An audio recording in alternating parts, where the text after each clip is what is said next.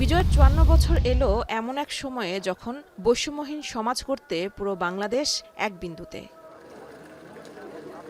আর সেই স্বপ্ন বাস্তবায়নে দায়িত্বপ্রাপ্ত অন্তর্বর্তী সরকারের প্রথম বিজয় দিবস। সকাল ১০টায় দেশবাসীকে বিজয় দিবসের শুভেচ্ছা জানিয়ে জাতির উদ্দেশ্যে ভাষণ শুরু করেন সরকারের প্রধান উপদেষ্টা ডক্টর মোহাম্মদ ইউনূস। সকলকে বিজয়ের মাসের শুভেচ্ছা জানাচ্ছি। হাজার হাজার শহীদ এবং আহতদের আত্মত্যাগ এবং ছাত্র জনতার ঐক্যের মাধ্যমে যে গণ অভ্যুত্থান হয়েছে তা দেশের ভেতর এবং বাইরে থেকে ব্যর্থ করার চেষ্টা চলছে জানিয়ে সবাইকে সতর্ক থাকার আহ্বান জানান।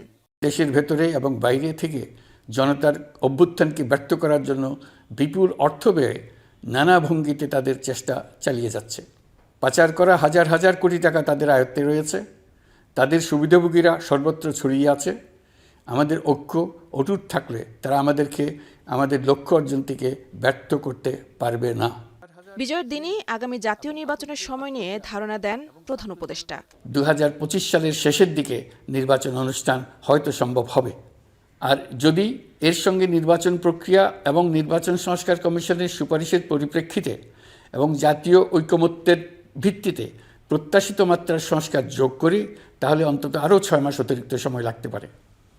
মোটা দাগে বলা যায় ২০২৫ সালের শেষ দিক থেকে ২০২৬ সালের প্রথমার্ধের মধ্যে নির্বাচনের সময় নির্ধারণ করা যায়।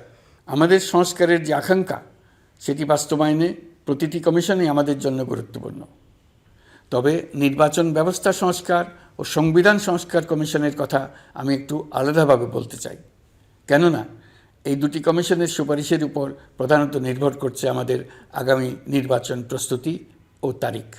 ফ্যাসিবাদী সরকারের আমলে ধ্বংসস্তূপে পরিণত হওয়া অর্থনীতিকে টেনে তুলতে সরকারের প্রচেষ্টার কথা জানান ডক্টর ইউনূস। আমাদের অর্থনীতির ভবিষ্যৎ সম্বন্ধে আস্থা প্রতিষ্ঠিত করতে অন্তর্বর্তীকালীন সরকার সক্ষম হয়েছে। অর্থনীতির সাফল্যের ব্যাপারে দেশে এবং বিদেশে আস্থার সৃষ্টি হয়েছে। প্রতি বছর অর্থনৈতিক প্রবৃদ্ধির যে হার দেখানো হয়েছে, সেটাও মন গড়া। দেশকে এবং পৃথিবীকে বলা হচ্ছিল কি সুন্দর দেশ বাংলাদেশ, লাফিয়ে লাফিয়ে তার উন্নয়নে এগিয়ে চলছে।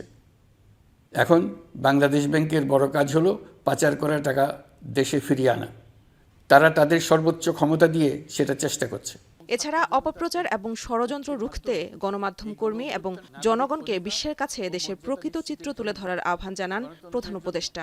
বিজয়ের মাস হোক অসম্ভবকে সম্ভব করার প্রতিজ্ঞা নেবার মাস। মেহেরিন অ্যানি, এখন, ঢাকা। আমরা প্রাণ ভরে বিজয়ের মাস উদযাপন করি।